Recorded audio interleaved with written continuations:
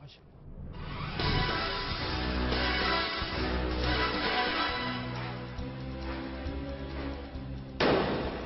자, 최순실이 이렇게 말했습니다. 김기춘은 늙은 너구리다. 그러나 나는 그를 모른다. 이게 어떻게 된 얘기입니까? 하나씩 좀 얘기를 나눠보겠습니다. 자, 저희가 지난주에 금요일 날 채널A와 동아일보가 단독 입수한 1999년도에 최순실, 박근혜 그리고 실무자 두 사람의 음성 소개해드렸잖아요. 음소거를 조금 해보니까 또 새로운 얘기가 들리네요. 그 대목을 보면 최순실 씨는 박근혜 대통령이 당시 의원 시절인데 옆자리에서 굉장히 상스러운 표현을 좀 쓰는 것이 음소거 후의 소리에 들렸습니다. 관련된 내용을 김경목 기자가 정리했습니다. 소개해드립니다. 17년 전 박정희 기념관 건립 문제로 박근혜 대통령과 30여 분간 논의하는 동안 대화를 주도했던 최순실 씨. 3년 내면 힘이 있어야지. 힘이었을 때 힘이 없잖아. 그 사람들 좀 인지를 하라고 좀 이상한 것 같아. 뭐 한다고 만나는 거 끌고 나가야 돼서 좀 굉장히 힘들 것 같아. 최 씨는 박정희 기념관 추진위원회 인선과 구성에 대해 힘 있는 인사가 없다고 불평하며 급기야 비속어까지 씁니다.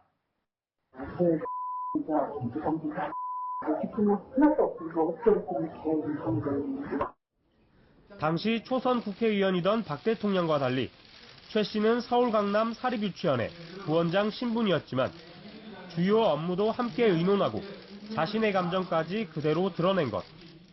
의견이 엇갈리자 박 대통령에게 다그치듯 말하거나 이런 분들이 모여서 추진위원장을 뽑는 게 낫지 않아요? 그렇게는 안 하려고. 그렇게는 안 하려고. 실무자들을 아랫사람 대하기까지 합니다. 문제는 어떻게 편성했나.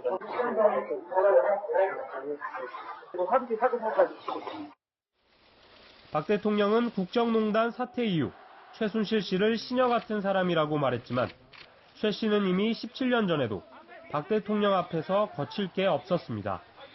채널A 뉴스 김경목입니다. 저랬군요. 결국 그러니까 그 두 사람 대통령과 최순실 씨의 관계에 관한 내용 이제 구치소에서 만난 최순실 씨 뭐 이렇게 얘기했거든요. 의원님으로 당시에 불렀다, 최원장으로 불렀다 했습니다만 글쎄요. 이 저렇게 따랐던 4살 위 언니 대통령의 딸 옆에서 저렇게 XX로 저희가 표시할 말 하는 건 쉬운 일이 아닌 것 같은데요.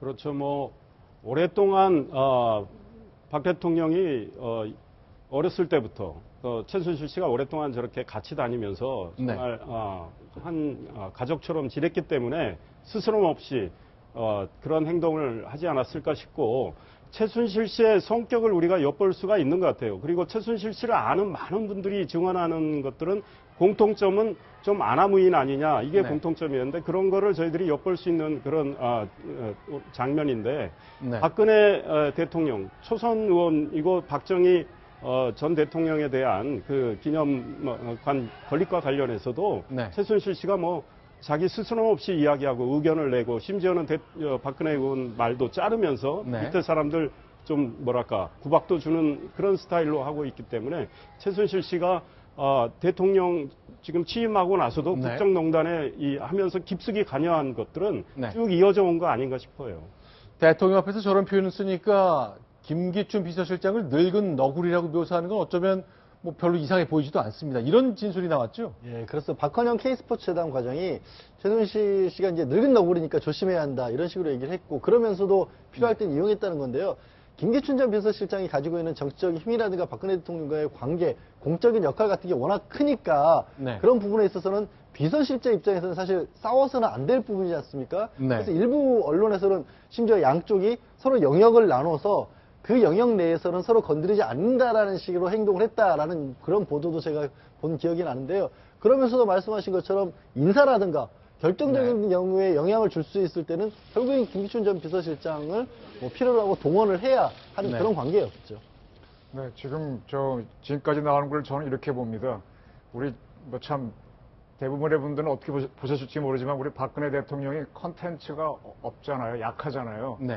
그래서 컨텐츠 부분을 채워주는 게 최순실 씨도 있고 아니면 김기춘 실장일 수도 있는데 그렇게 했던 것 같아요. 그런데 박 대통령은 뭔가 결정을 못할 때 누군가가 푸시업을 해주면 거기에 따라 결정을 하고 막 정치권에도 나오고 그랬던 것 같은데 그러다 보니까 최순실하고 관계가 어떻게 뭐 아바타처럼 되지 않았나 이렇게 보이거든요. 근데 김기춘 실장은 또 수가 높은 분이잖아요. 그러니까 서로 의식은 했지만 뭐 대화는 없이 이렇게 공생하는 관계라 그럴까? 아니면 서로 신경 쓰는 관계. 그러나 절대 가깝지 않은 관계. 그런 관계라는 걸 지금 박헌영 씨가 한국에서 했는데 저는 박헌영 씨가 이번에 청문회 증언한 게 상당히 신빙성이 있다고 보입니다. 뭐 TBC, JTBC 태블릿 PC부터 네. 상당히 중요한 뭐 소스가 아닐까 이렇게 보고 있습니다.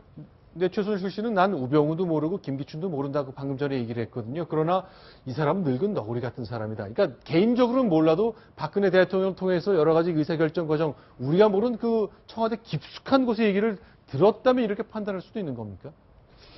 지금 몇 가지 케이스가 있었지 않습니까? 네. 예를 들어서 우리가 알고 있는 합리적인 의심은 뭐냐면 최순실 씨는 대통령한테 얘기를 하고 네. 대통령은 김기춘 비서실장한테 얘기를 해서 결국은 서로가 원하는 것을 얻는, 그렇지만 서로는 얼굴을 대면하지 하거나 붉힐 네. 필요도 없는 그런 구조가 있었던 게 아니냐는 것이 대체적으로 우리가 확인한 거기 때문에 제가 볼 때는 저 너구리 같은 사람이라는 표현도 같은 것도 네. 제가 볼 때는 뭐 직접 대면해서는 못하지만 자기 밑에 부하 직원들 앞에서는 얼마든지 할 수 있는 일이기 때문에 네. 저는 저 김기춘 씨도 또 아까도 막 얘기도 나왔지만 네. 절대로 자기가 어떻게 뭐 책잘 빌 일을 하는 사람은 아니어서 네. 그런 식으로 뭐라 그럴까요?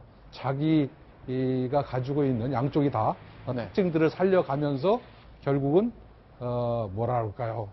서로 네. 손해 안 보는 그런 관계이지 않았나 하는 느낌이 드네요. 이런 지금 보시는 건요, 이제 최순실 씨 얘기 중에 김밥 싸온 적 없다 이 말을 했거든요. 근데 저희 채널 A가 단독 인터뷰한 한상훈 청와대 조리장 얘기 말로는 일요일 밤마다 왔을 때 스키야키를 제공하고 네. 밤에 갈 때 처음엔 지금 보이는 바로 이 집이거든요. 무슨 김간의 그 김밥집에서 사다가 주기도 하고 나중에 만들어줬다는데 나는 그런 적 없다 그러네요. 네, 그러니까 뭐 많은 걸 부인하고 있는데 최순실 씨 집에서 일을 도와줬던 그 아주머니들은 최순실 씨가 김밥 들고 와서 먹으라고 했다고 한 거 아닙니까? 그러니까 김밥을 어디선가는 싸가지고 간 거는 맞죠. 그러니까 최순실 씨는 뭐 여전히 거짓말을 많이 한다고 볼 수 있고, 이 최순실 씨와 김기춘 실장의 관계와 관련해서 에피소드 하나 알려드리면, 네. 차은택 씨 외삼촌, 차은택 씨가 최순실 씨한테 추천을 해가지고 청와대 네. 교육문화수석이 되지 않습니까? 그렇죠.